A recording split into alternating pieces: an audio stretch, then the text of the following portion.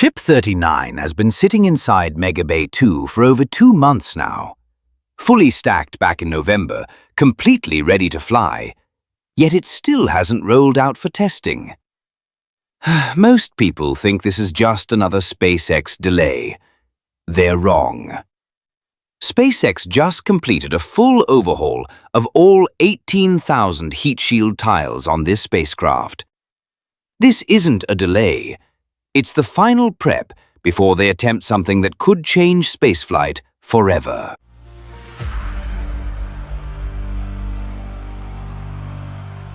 Look, there are 2 very calculated reasons SpaceX kept Ship 39 locked away, and both tell us exactly how they're planning Flight 12. First, they're building dedicated infrastructure at the Massey site, what engineers call the truss structure. This thing is specifically designed to speed up cryogenic testing and static fires, cutting turnaround time dramatically. Ship 39 won't roll out until this facility is operational, which should happen within the next 10 days. But the second reason? That's where it gets interesting. Remember when Booster 18 exploded at Massey? That happened just 1 week before Ship 39 was completed, and it triggered an immediate strategic shift across the entire Starbase operation. SpaceX realized the moon mission timeline was tightening faster than expected. They couldn't afford standard testing delays anymore, so they made a bold call. Use the extra time to accelerate Ship 39's readiness, rather than rush it through incomplete testing.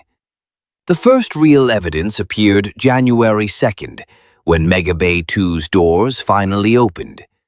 Ship 39 emerged, surrounded by extensive new scaffolding. Workers were accessing every section of the exterior, focusing intensely on one critical system, the heat shield. Ship 39 is the first V3 Starship, and SpaceX is experimenting with thermal protection that's both incredibly resilient and truly reusable. The goal isn't just surviving re-entry, it's surviving it repeatedly without extensive refurbishment between flights. Imagine this. Starship completes its mission, lands back on Mechazilla's chopsticks, gets stacked immediately with a waiting booster, refuels and launches again within hours or days. That's the vision. But here's the challenge. Dragon's proven heat shield uses Pica X material that handles temperatures between 1,600 and 2,000 degrees Celsius. It works great, but Dragon's shield needs inspection and partial replacement after every single flight.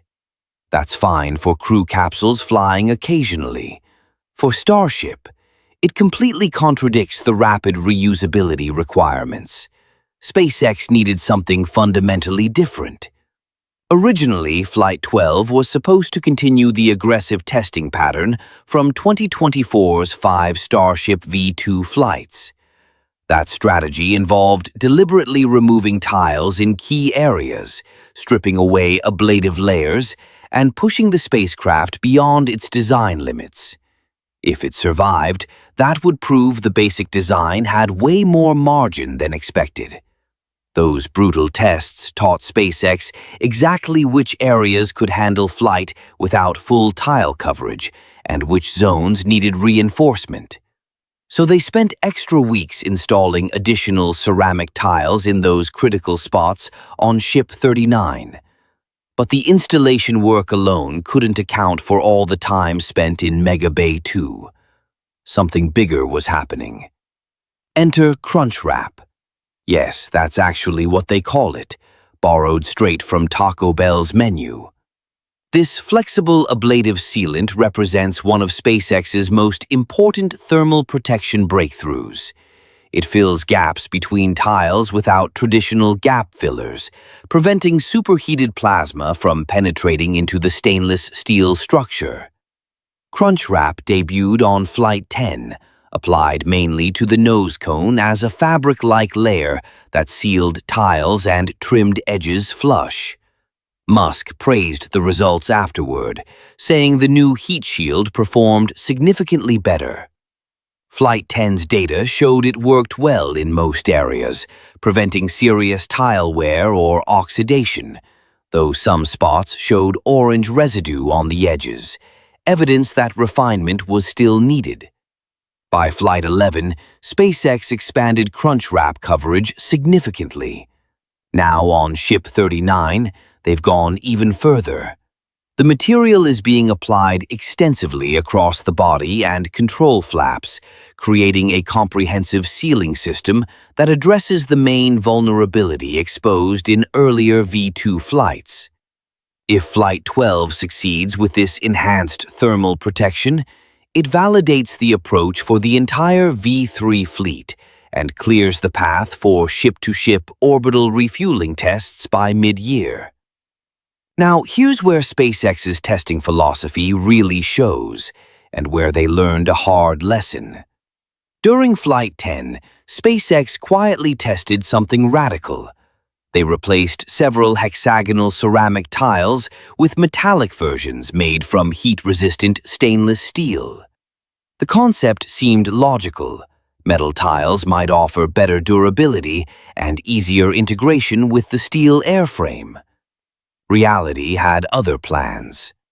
According to Musk, those metal tiles reacted catastrophically with superheated oxygen during reentry, causing severe oxidation that left massive orange discoloration across the midsection. Starship still landed precisely in the Indian Ocean, but the visible damage sent a clear message. Metal tiles threaten the rapid reuse timeline because even minor damage requires time-consuming refurbishment. By Flight 11, SpaceX abandoned metal tiles entirely and doubled down on refining ceramic thermal protection. But they did something even more extreme to gather data. Engineers deliberately removed approximately 72 ceramic tiles across 18 of the hottest regions on the spacecraft. No ablative backup layer, just bare stainless steel exposed directly to re-entry plasma exceeding 1,400 degrees Celsius. Why sabotage their own vehicle like this? They wanted critical data for developing lighter, more efficient heat shields in the future. Possibly systems that don't even need complete tile coverage in certain areas. They pushed everything to the absolute limit. Honestly, many observers expected catastrophic failure. Instead, Starship delivered a shocking performance. The vehicle held together far better than predictions suggested. Post-flight analysis showed only minor discoloration, significantly less severe than Flight 10's damage, likely a direct result of the intentional tile removal strategy. What does this tell us? Starship's underlying structure is remarkably resilient, even under punishment that would destroy most spacecraft. Both recent Starship flights that re-entered atmosphere without losing control survived. SpaceX is closer than ever to achieving true rapid reusability. For Flight 12, with the heat shield in its best condition yet and crunch wrap comprehensively applied, we are positioned to see just how far this vehicle has matured. And the infrastructure work shows SpaceX is racing to get everything ready. On January 6th, the QD arm extension for Pad 2 was rolled out to the launch site. This massive hardware fuels and stabilizes Starship once it's stacked and ready. What's remarkable is the installation pace. Despite its enormous size, by January 8th, the QD arm was nearly fully installed. That same day, SpaceX lowered Mechazilla's chopsticks to run movement tests, swinging them through their full range to verify the stability of recently upgraded actuators. But the QD arm wasn't the only hardware being rushed into place. SpaceX has also been installing additional clamp arms on the orbital launch mount at Pad 2. These clamps hold the full combined weight of Super Heavy and Starship during fueling, pre-flight checkouts, and engine startup. By January 8th, 12 clamp assemblies were already in position, All this rapid parallel construction points to one conclusion. Flight 12 may be coming sooner than most people expect. There's also a critical political development putting pressure on SpaceX's timeline. Recently, Congress pushed back against proposals to significantly cut NASA's budget. Bipartisan committees reached an agreement, allocating approximately $24.4 billion to NASA, only a modest 2% cut compared to 2025, while protecting core space exploration missions. Why does this matter for SpaceX? They're the primary contractor for NASA's human landing system, with Starship selected to land astronauts on the Moon during Artemis 3, currently targeted for 2027 to 2028. A stable NASA budget means those multi-billion-dollar contracts remain secure. More importantly, it keeps pressure on SpaceX to accelerate Starship development while strengthening America's competitive position against China's rapidly advancing space program. China is pushing forward with its Tiangong space station and targeting crewed lunar landings in the 2030s. A fully funded NASA Artemis program means SpaceX has both the financial backing and the strategic imperative to make Starship work soon. So here's what it all comes down to. Ship 39 represents SpaceX's most refined thermal protection system yet. 18,000 tiles meticulously installed, crunch-wrap sealing applied across the entire vehicle, and lessons from 5 brutal V2 test flights now baked into every design decision. This isn't just another test flight. This is SpaceX attempting to prove that full reusability is actually achievable. If Ship 39 survives Reentry with its complete heat shield intact, we could witness the first Starship catch by Mechazilla.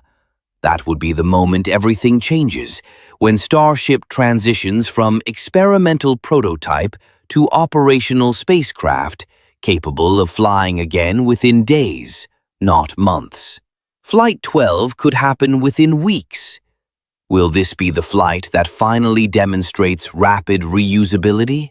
If you found this breakdown valuable, hit that like button and subscribe to New Space Review so you don't miss Flight 12's coverage when it happens. Drop a comment. Do you think Ship 39 will nail the Mechazilla catch? And check out the next video about SpaceX's military Starship. What they're planning will shock you. Thanks for watching. See you in the next one.